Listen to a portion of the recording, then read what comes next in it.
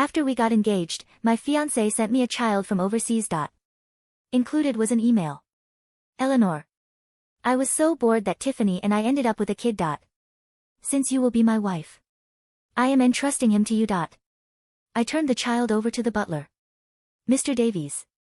7 years later. Derek Blackwood finally pulled up to the gates in a flashy sports car. Did you miss me so much that you came to wait for me early? Do not worry, I will still give you a wedding. Had no one told him in the past 7 years that I'd married his mafia boss uncle. Seeing my reaction, Derek walked over and slapped my shoulder. Wow. Moved to tears. Keep Tiffany and me happy and you might still get to be Mrs. Blackwood. I almost laughed in his face. Derek, whatever gave you the idea? I'm desperate to marry you. He stared at me like I'd grown a second head. You got engaged to me at 20. You've been raising my kid for years. Who else would have you? Thank God. I dumped that asshole 7 years ago and married his uncle instead. A few years back, when we said goodbye at the airport, he'd held me tightly, promising solemnly, Eleanor, wait for me for 5 months. I'll make something of myself and come back to marry you. Turns out he'd only been gone a month.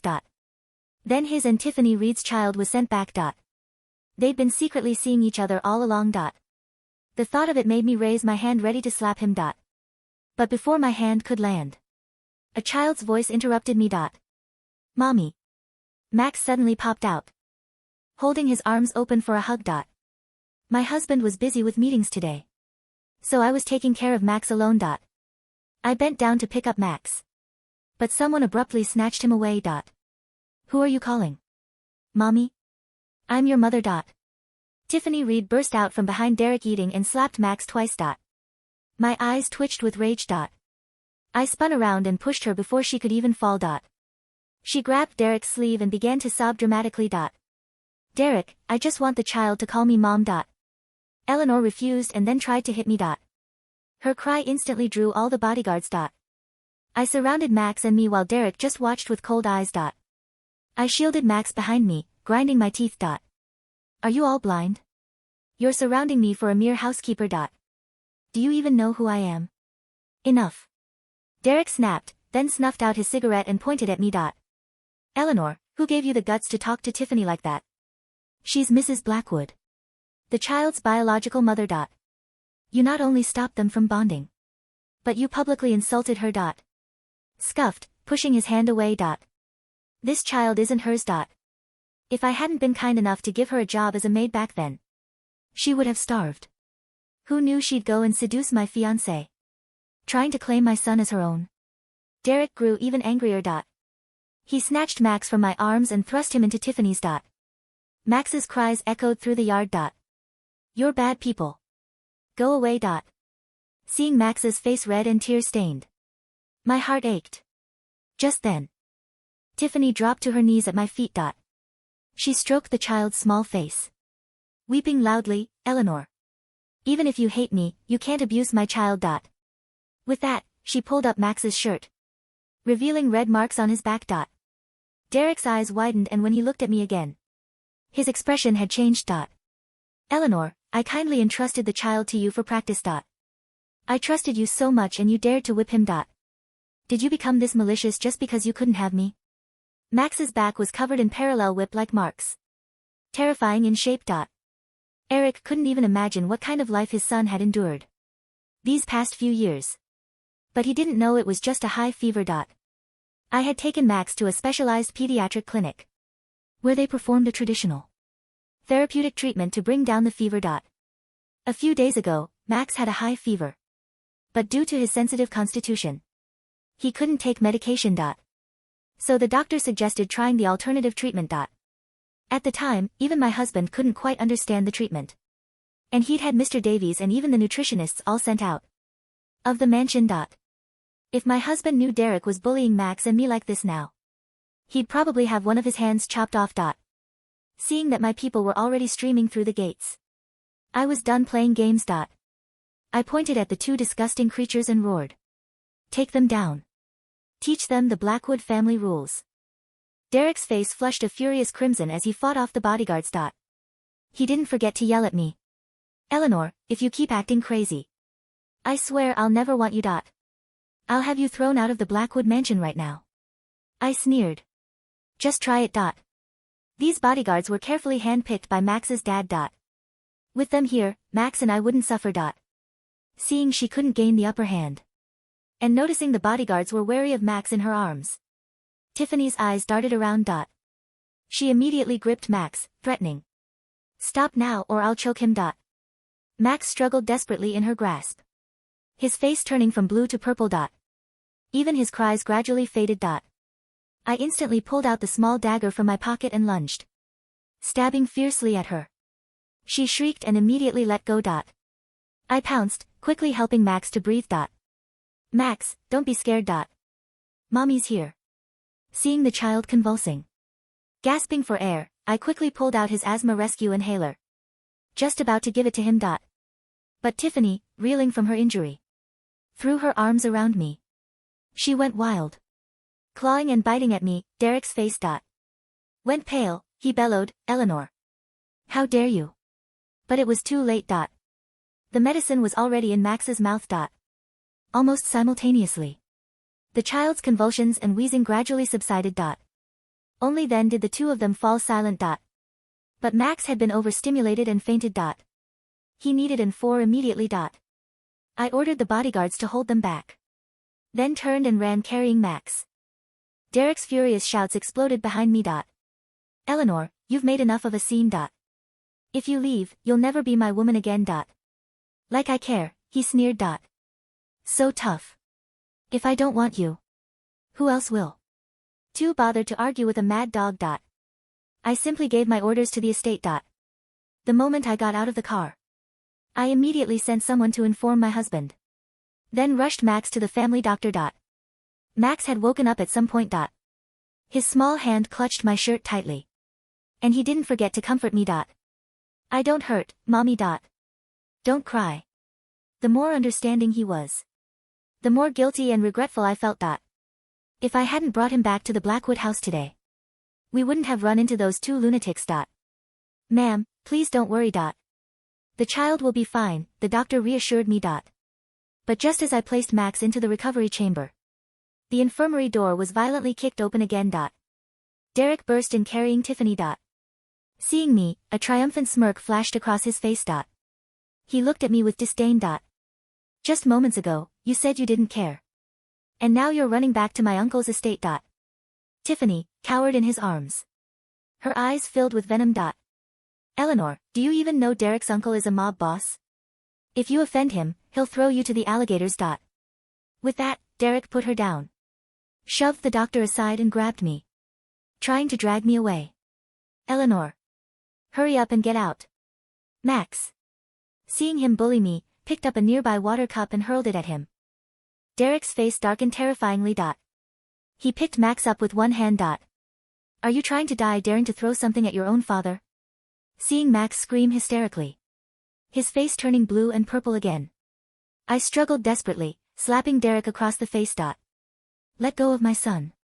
Tiffany grabbed a nearby sterile cotton pad, intending to gag me. Keep your voice down. If you disturb his uncle, we'll all be punished. She suddenly went mad, unleashing a burst of strength I didn't know she had, knocking me to the ground and clamping the cotton pad over my mouth. Tiffany and I began to fight. Amidst her shrieks, Derek looked at me utterly stunned. Eleanor, I thought you had some upbringing. That's why I let you take care of my child. But look at you now. You're like a maniac. From today on, Tiffany and I will raise Max ourselves. The words had barely left his lips when he suddenly let out a cry of pain. Max, seeing me being bullied, was desperate. He bit down with all his might on Derek's hand, right on the web between his thumb and forefinger. Max had always been incredibly attached to me. When he was 4, he'd use his tiny fist to try and scare off stray cats for me, standing defiantly in front of me. His voice a sweet, determined squeak. Don't you dare bully my mommy. Seeing Max drenched in cold sweat but still refusing to let go, I felt both proud and heartbroken. I was about to snatch the child back, when Derek yanked my hair and violently flung me away. Eleanor, you turned my son into a bastard who doesn't recognize his own parents. Don't hit my mommy. Seeing me thrown to the ground, my forehead bleeding, Max screamed hysterically, ready to bite again. But Derek saw right through him. He squeezed Max's jaw, then looked towards Tiffany in the corner, applying constant pressure to Max's face. Bastard, your real mother is right there. She's not my mommy. You're bad people. Max stiffened his neck, his mouth bloody and bruised, tearing and biting at him. Derek completely lost his patience. He roughly threw Max to the ground, placed his foot on the child's chest and smirked. This kid has been completely ruined by Eleanor. He doesn't even recognize his own parents. Alright, fine. This is a perfect opportunity. Today I'll teach you how to apologize to your parents. With that, he pressed down harder with his foot, grinding it into the child's chest. Max's muffled whimpers of pain echoed through the room. Let him go, you monster. You don't deserve to touch my son, I shrieked, my voice raw, clawing towards Max, tears of blood in my cries. He's having an asthma attack. Can't you see? He can't breathe. If anything happens to him, Derek, you're dead. Derek scoffed as if he'd heard a joke, then twisted his head to glance at me, then at Tiffany, who was disheveled and covered in blood. A cruel glint appeared in his eyes. Asthma? Can't breathe. He doesn't even recognize me anymore. Why should I care if he lives or dies? With that, he yanked Max's hair, forcing him to kneel. The poor child couldn't even stay kneeling. He couldn't even scream for help. I charged at Derek like a mad woman wanting to tear him apart, kicked me to the ground, then grabbed me and forced me to kneel before Tiffany. The child was ruined. Ultimately, it's your fault. Get down on your knees and apologize to Tiffany. I was held down tightly, my head slamming against the floor. Blood ran down my face, mixing with tears from my eyes. I stubbornly remained silent, glaring at him with cold fury. He pulled a dagger from a fruit bowl, brandishing it before my eyes, a meaningful smile playing on his lips. Just apologize and I'll consider forgiving you otherwise. Before he could finish, I spat a mouthful of blood at him. Derek was completely enraged. He wiped his face, then roughly yanked my hair and contemptuously patted my cheek. Don't blame me for being cruel. I gave you a chance, but you refused it. Then he looked down, kicked Max's side and sneered coldly. Watch closely. This is the first lesson your father is teaching you. The blade was cold against my cheek, a sharp contrast to the burning heat of the blood trickling from my hairline. Derek's grin was manic, the expression of a man who had never been told no in his entire life. One word, Eleanor, Derek hissed, the scent of stale tobacco and arrogance clinging to him. Apologize to Tiffany, admit you're a jealous hag, and maybe I won't carve a smile onto that pretty face. In the corner, Tiffany was weeping, false, crocodile tears, while keeping one eye on the door. But my focus was on the floor. Max had stopped moving. His chest, which had been heaving with the desperate effort to pull in air, was now terrifyingly still. Fear, cold and absolute, washed away my pain. Max. I choked out, ignoring the knife. Derek, look at him. He's not breathing. Stop acting. Derek roared, pressing the blade harder until a stinging line of pain flared across my skin. He's just playing dead, like you play the victim. I didn't care about the knife anymore. I lunged forward. Max. Derek raised his hand to strike me again, but the blow never landed. The air in the room suddenly changed. It wasn't a noise, it was a drop in pressure, like the atmosphere before a tornado touches down. The heavy oak doors of the infirmary didn't burst open, they slid apart with a smooth, terrifying silence. Two lines of men in black suits flowed into the room like oil. They didn't shout. They didn't draw weapons. They simply occupied the space, their presence so overwhelming that Tiffany's sobbing cut off instantly. Then, he walked in. Sebastian Blackwood. The head of the family. The man who made senators tremble and rivals disappear. And my husband. He was wearing a charcoal three-piece suit, immaculate, not a single crease. His dark eyes swept the room, taking in the overturned trays, the blood on my face, Derek's raised hand, and finally, the small, still form of Max on the floor. The temperature in the room seemed to drop 20 degrees. Uncle. Derek's voice cracked, a mix of relief and confusion. He lowered the knife but didn't drop it. Thank God you're here. This woman, this crazy housekeeper you hired, she's lost her mind. She attacked Tiffany and me. She's been abusing my son. Sebastian didn't speak. He didn't even look at Derek. He walked straight toward me, his movements fluid and predatory. Derek stepped in his path, puffed up with indignation. Uncle, did you hear me? She needs to be thrown out. She. Sebastian's hand moved so fast it was a blur.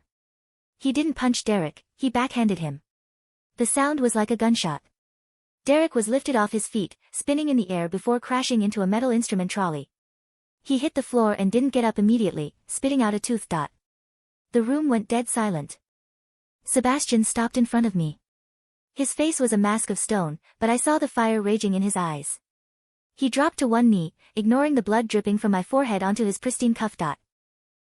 He whispered, his voice shaking with a suppressed rage that was more terrifying than his shouting. I'm here.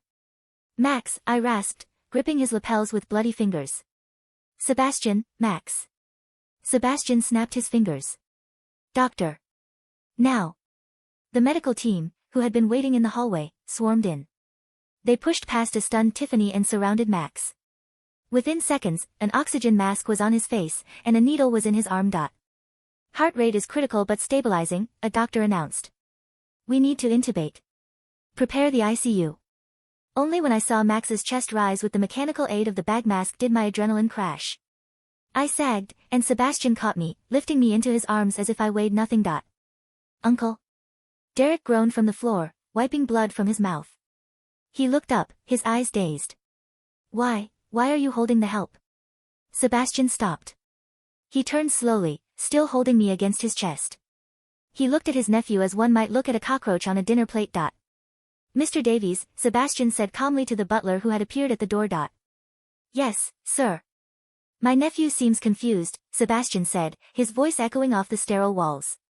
Inform him of exactly who he just assaulted. Mr. Davies stepped forward, adjusting his glasses. Master Derek, the woman in Mr. Blackwood's arms is not the help. This is Eleanor Blackwood. The mistress of this house. And your aunt. The silence that followed was heavy enough to crush bones. Derek's jaw went slack.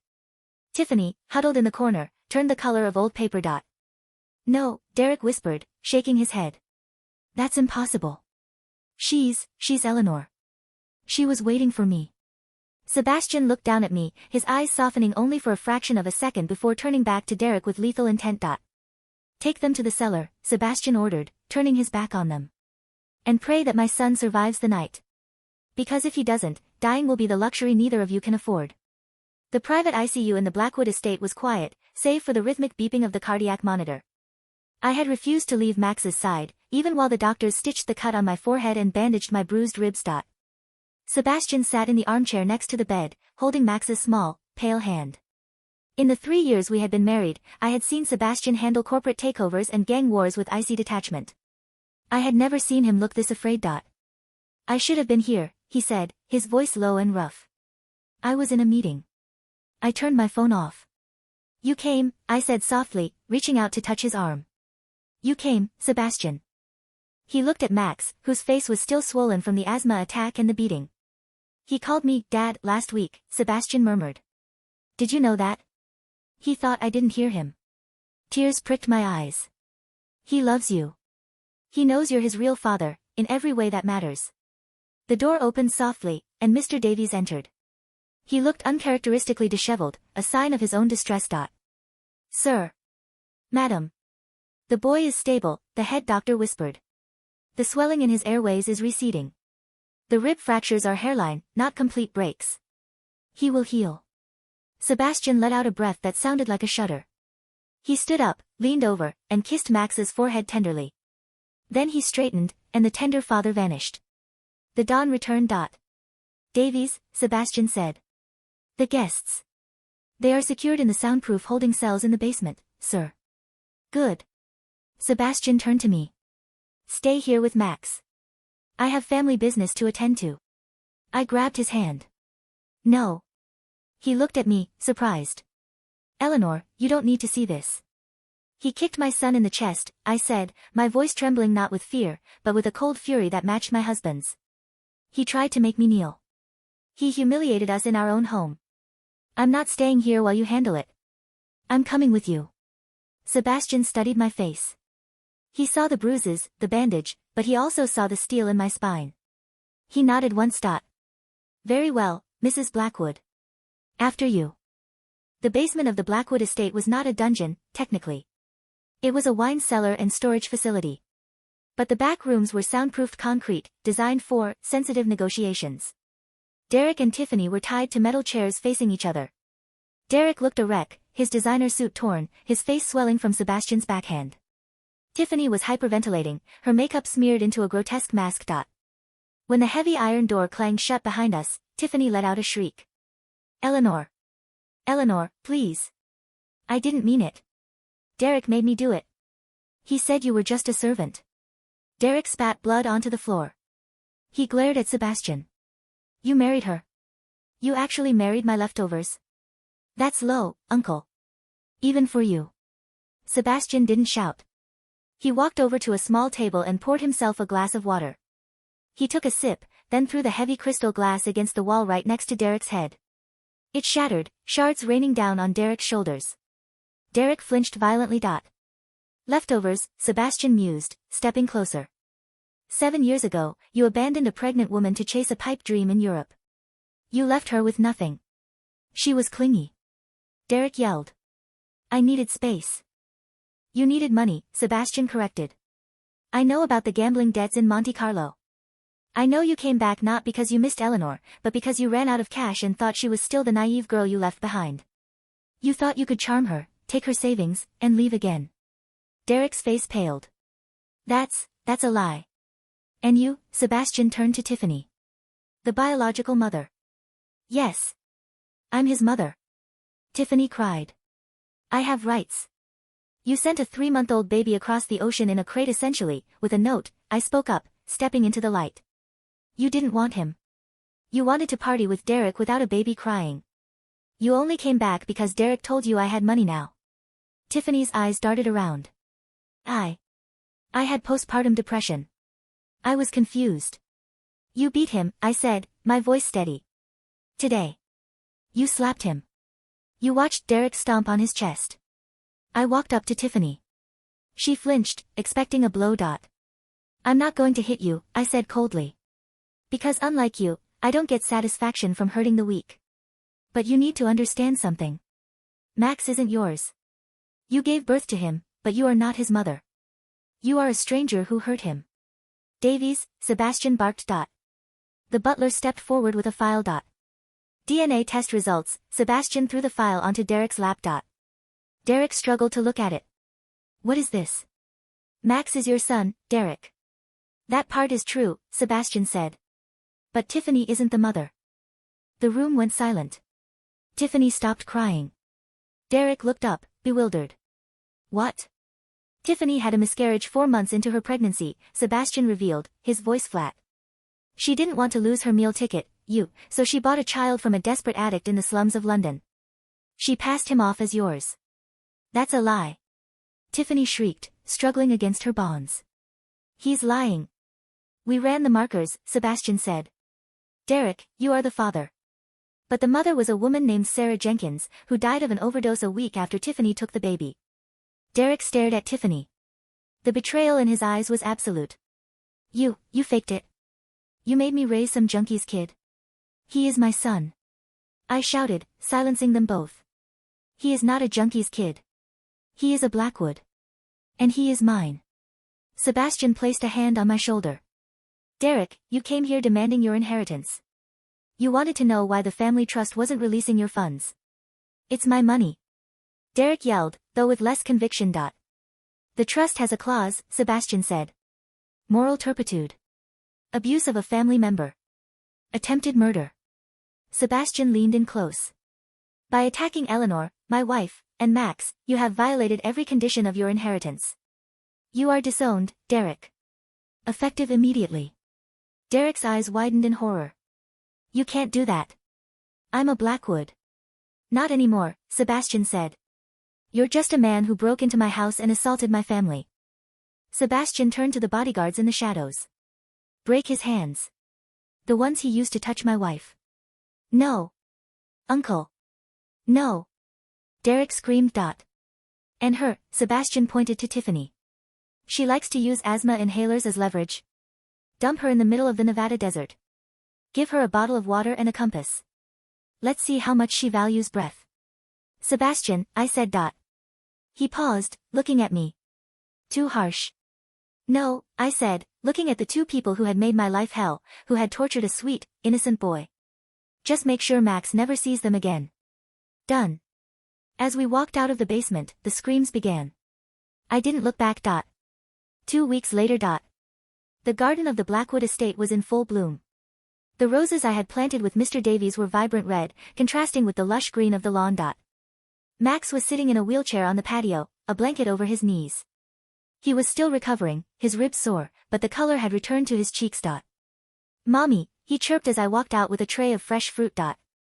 Hey, superhero, I smiled, sitting next to him. How are you feeling? Good. Dad said I can get a puppy soon, Max beamed. Did he now? I laughed. Sebastian walked out onto the patio, holding a tablet. He looked relaxed, the tension of the last few weeks finally fading from his shoulders. He sat on the other side of Max. The police report is finalized, Sebastian said quietly to me. Derek and Tiffany were found wandering near the border. They've been arrested for fraud, child abandonment, and assault. With the lawyers I've put on the case, they won't see daylight for 20 years. I nodded, feeling a weight lift off my chest that I hadn't realized I was carrying for 7 years. It's really over. It's over, Sebastian confirmed. He reached out and ruffled Max's hair. So, Max. About that puppy. Max's eyes lit up. And, Sebastian cleared his throat, looking a bit nervous for the first time. I have some papers here. For you, Max. Max took the folder. He couldn't read all the legal jargon, but he recognized his name. What is it? It's an adoption decree, Sebastian said, his voice thick with emotion. It means you don't have to be Max Reed or Max Blackwood the nephew. It means you are Max Blackwood, my son. Legally. Forever. No one can ever take you away. Max looked from the papers to Sebastian, then to me. His lower lip trembled. For real. For real, I whispered, tears streaming down my face. Max threw himself forward, ignoring his sore ribs, and wrapped his arms around Sebastian's neck. Sebastian closed his eyes, burying his face in the boy's shoulder. I watched them, my heart so full it felt like it might burst. 7 years ago, I thought my life was over when my fiance left me. I thought I was burdened with a child that wasn't mine. I thought I was alone. But looking at the powerful man weeping into the shoulder of the brave little boy, I realized that Derek leaving was the best thing that ever happened to me. He had given me a child to love. And that child had led me to a man who knew how to love us both. I love you, Eleanor, Sebastian said, reaching out his free hand to take mine. I love you too, I said, squeezing his hand. Both of you. The sun set over the Blackwood estate, casting long, golden shadows. The darkness of the past was gone. We were finally home.